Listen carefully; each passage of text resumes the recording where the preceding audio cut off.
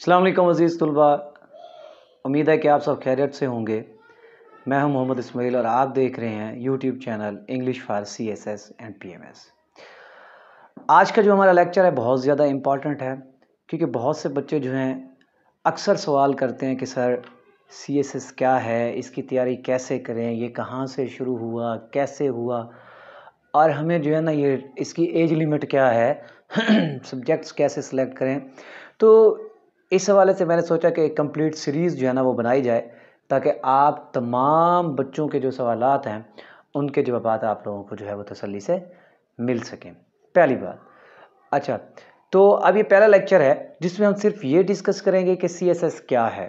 ठीक है, तो सबसे पहले जो है हमने जो सवालात मेरे पास आए हैं, मेरे पास मौजूद हैं, उन सवालात को नज़र रखते हुए मैंने जो है ना वो सब हेडिंग्स बनाई हैं, और इन सब हेडिंग्स के हवाले से ही मैं आप लोगों से जो है ना वो बात करूँगा। ठीक है, तो मुझे उम्मीद है कि जिन बच्चों ने जिस तरह की भी उनकी क्वेश्चन स्टेटमेंट्स थी, इनमें जो है ना उनके हल सारे के सारे क्या हैं मौजूद हैं। ठीक है, तो मैंने लिखे हुए हैं। पहला सवाल जो है CSS क्या है। ठीक है, व्हाट इज़ CSS सर। तो बच्चों ने सवाल किया कि सर CSS क्या है। जो नए बच्चे होते हैं जो कोशिश करते हैं कि हम जो है ना क्या करें, CSS करना चाहते हैं, लेकिन उन्हें पता नहीं होता कि CSS है क्या, किस तरह से किया जाए। ठीक है, तो कि CSS क्या है। देखिए CSS जो है वो असल में जो 1855 में जो है, आपको पता है कि जंग आज़ादी से पहले और 1947 से पहले यहाँ पे जो है वो सारे अंग्रेज़ मौजूद थे। तो 1855 में अंग्रेज़ों ने जो है वो एक टेस्ट जो है वो मुतारिफ़ कराया। किस चीज़ के लिए? एक कम्पिटिटिव एग्ज़ाम आप कह सकते हैं, किस्म का उन्होंने जो है वो मुतारिफ़ करवाया सिविल सर्विस कमीशन का, जहाँ से कम्पिटिटिव एग्ज़ाम करके स्टूडेंट्स जो हैं, कैंडिडेट्स जो हैं, वो स्टेट की एडमिनिस्ट्रेशन में जो है एज ए ऑफिसर क्या करते थे, वो भर्ती करते थे 1855 में। ठीक है, तो यही सिस्टम जो है आगे चला, पाकिस्तान आज़ाद हुआ, तो उसके बाद जो है ना इसे जो है CSS का नाम दिया गया, CSS सेंट्रल सुपीरियर सर्विसेज। ठीक है, C central, S superior, S services, CSS central superior services. जिस एग्ज़ाम को जो है आप पास करके क्या लगते हैं, आप एडमिनिस्ट्रेशन, मुल्क के जो इंतज़ामात हैं उनको संभालने में जो है आप एक अफसर के तौर पे क्या हो जाते हैं, भर्ती हो जाते हैं। पहली चीज़ तो ये होगी कि हमारा जो है वो CSS क्या है। ठीक है, तो इसकी हिस्ट्री मैंने आप लोगों को बता दी है कि 1855 में जो है वो अंग्रेज़ों ने इसे जो है सर्विसेज कमीशन के नाम से कमीशन स्टार्ट किया था। तो उसमें जो है ना अंग्रेज़ों ने क्या कर दिया, स्टार्ट किया, और आगे जाके ये क्या बना, पाकिस्तान आज़ाद होने के बाद से CSS का नाम दे दिया गया। FPSC federal public service commission जो है वो इसकी ऐड देता है, और वही जो है ये सारा एग्ज़ाम जो है ना उसको कंडक्ट करता है, और आप जो है ना उस पर जाके अप्लाई भी करते हैं, और बाकी चीज़ें जो है ना बातें स्टेप बाय स्टेप हम जो है ना इसमें डिस्कस करते हैं।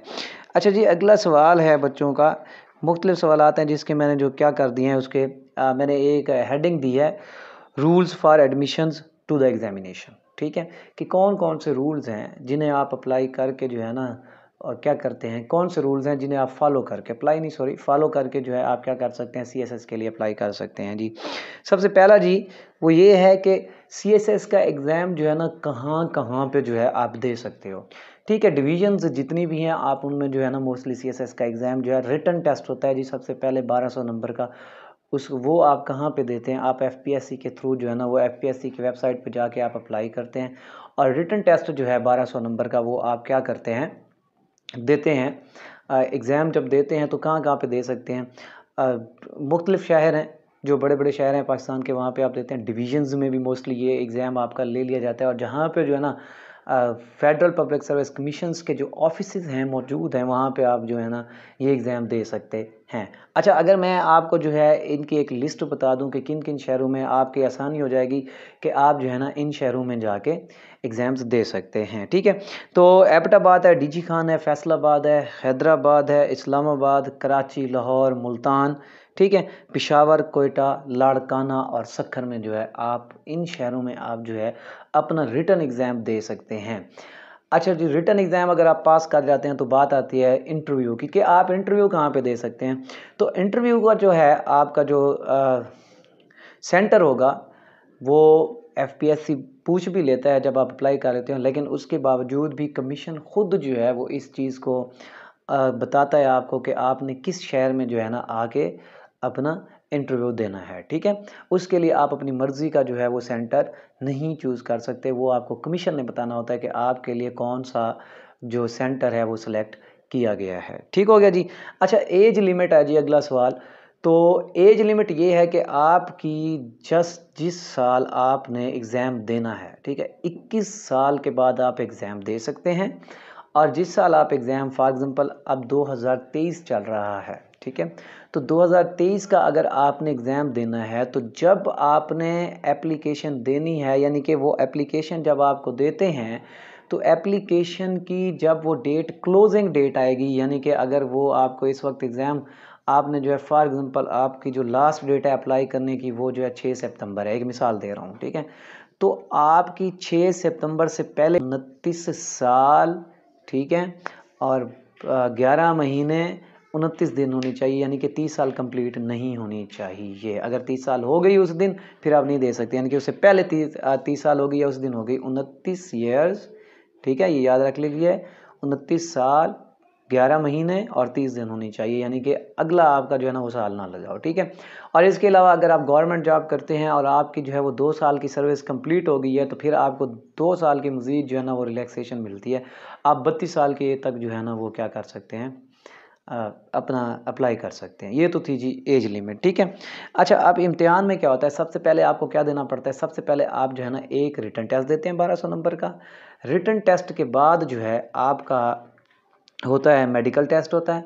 उसके बाद मेडिकल टेस्ट के बाद जो है आपका साइकोलॉजिकल टेस्ट होता है, ठीक है, वाइवा वॉक होता है। और इसके बाद जो है ना आपकी सिलेक्शन होती है, लेकिन सिलेक्शन के लिए भी फिर मज़ीद बहुत सी चीज़ें जो हैं वो आपको देखनी पड़ती हैं। ठीक हो गया जी। अच्छा, अगला सवाल जिसकी मैंने एक हेडिंग बनाई है, मैंने लिखी हुई है एजुकेशन क्या चाहिए इसके लिए। देखें जी, आपके पास 14 साल की तालीम होनी चाहिए, बैचलर डिग्री होनी चाहिए या इसके बराबर कोई भी अगर आपके पास जो है ना वो तालीम है तो आप क्या कर सकते हैं, इसके लिए अप्लाई कर सकते हैं। ठीक हो गया जी, ये आसान सवाल था। उसके बाद ये नेशनैलिटी, आप पाकिस्तान के जो हैं वो नेशनैलिटी आपके पास पाकिस्तान की होनी चाहिए या फिर आप जो है ना जम्मू कश्मीर से भी आपकी अगर नेशनैलिटी है तो आप अप्लाई इसके लिए कर सकते हैं। पाकिस्तान के किसी भी सूबे से हो, इसमें आपका कोई मसला नहीं है। लाजमी नहीं है कि सिर्फ पंजाब वाले करेंगे तो सिंध वाले नहीं करेंगे, ऐसा बिल्कुल भी नहीं है। पाकिस्तानी इस पर जो है ना वो अप्लाई कर सकते हैं। ठीक है जी।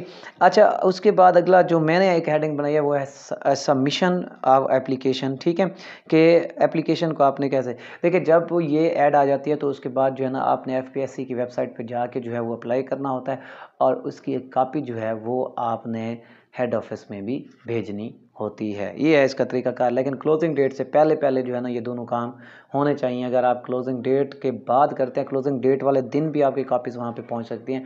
अगर इसके आप बात करते हैं तो आपका जो है वो एडमिशन कैंसिल हो सकता है। और फ़ीस स्ट्रक्चर इसके बाद है, और ये देखिए अगर आपका एडमिशन कैंसिल हो जाता है तो जो फ़ी है वो आपको कभी भी रिटर्न नहीं होती। ठीक है, तो ये फ़ीस भी आपने जो है वहाँ पे उन्होंने कॉलम अपेंडिक्स 2 दिया होता है, वहाँ पे आपकी फ़ीस जो है वो मेंशन होती है। ये आपने जाके जो है ना बैंक्स वो आपको बता देते हैं ऐड में, उन बैंक्स में जो है ना आपने जाके उनके अकाउंट में क्या करवानी होती है, कमीशन के अकाउंट में सबमिट करवानी होती है। ठीक है जी। उसके बाद है वैकेंसीज़। देखिए वैकेंसीज़ इसकी हर साल आती हैं, इसकी वैकेंसीज़ जो है ऐसा नहीं है कि किसी साल नहीं आती, हर साल आती है, बल्कि इस दफ़ा जो है डबल CSS हो रहा है, एक स्पेशल CSS भी हो रहा है। और ये वज़ीर-ए-आज़म जो है उन्होंने एक रिक्वेस्ट भी की थी कि इसकी एज जो है ना वो 35 ईयर तक ले जानी चाहिए। उसके लिए मेरे डिटेल्ड एक वीडियो मैंने जो है वो पढ़ी है, आप उसको देख सकते हैं। तो होना तो ऐसा चाहिए, मैं भी यही चाहता हूँ, आप भी यही चाहते होंगे कि ऐसा हो, चलें मौक़े मिलें तो इंशाल्लाह। ये तो अब अल्लाह पे ही है, सारी चीज़ें अल्लाह के हाथ में होती हैं, तो ये तो अल्लाह जैसे चाहेगा वैसे ही होगा, लेकिन उम्मीद की जा सकती है।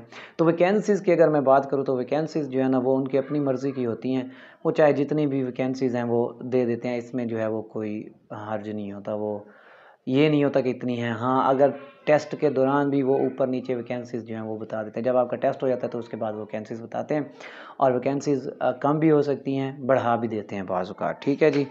अच्छा, उसके बाद है जी अपॉइंटमेंट्स। देखें अपॉइंटमेंट जो है ये आपका सबसे लास्ट और इम्पॉर्टेंट चीज़ है कि आपको अपॉइंट कैसे किया जाता है।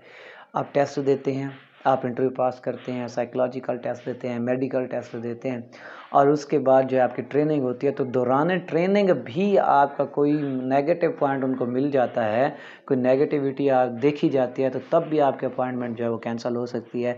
तो ये ऐसा नहीं है कि आपने जस्ट टेस्ट पास किया, इंटरव्यू पास किया और आप अपॉइंट हो गया, ऐसा बिल्कुल भी नहीं होता।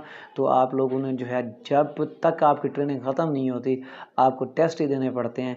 अगर मैं टोटल आपसे एक बात करूं तो CSS जो है उसके टोटल मार्क्स 3600 हैं, 3600, ठीक है। तो ये आपको देने पड़ते हैं। तो लेकिन घबराना नहीं है, हिम्मत करनी है, कमर बांधनी है और ये करके दिखाना है, क्योंकि जिन लोगों ने किया है वो कोई आसमान से उतरे हुए नहीं है, वो भी आप जैसे लोग हैं, ठीक है। घबराना नहीं है। और मेरी दुआ है कि जो बंदा भी इस वीडियो को देख रहा है, अगर उसके दिल में जो है वो CSS ऑफिसर बनने की ख्वाहिश है, तो अल्लाह पाक जो है उसको CSS ऑफिसर बनाए। वीडियो अच्छी लगे तो इसको जो है वो चैनल को सब्सक्राइब कर लेना है, दोस्तों के साथ भी शेयर करनी है। और इंशाल्लाह एक कंप्लीट सीरीज़ बनाते हैं जिसमें हम आपको जो है ना गाहे बगाए गाइड करेंगे। और इंग्लिश को आपकी अगर परेशानी है तो ये चैनल आपकी खिदमत में है, आप पूरा चैनल देखें। तो मेरे ख्याल में अगर आप हाँ डिटर्मिनेशन के साथ देखेंगे, मुश्किल मिजाजी के साथ देखेंगे, नोट्स बनाएंगे, तो इंग्लिश तो आपका मसला होने वाला है ही नहीं। इंग्लिश तो आपका मसला सॉल्व हो जाएगा, ठीक है। बाकी जी दुआओं में याद रखिए। अल्लाह हाफिज़। पाकिस्तान जिंदाबाद।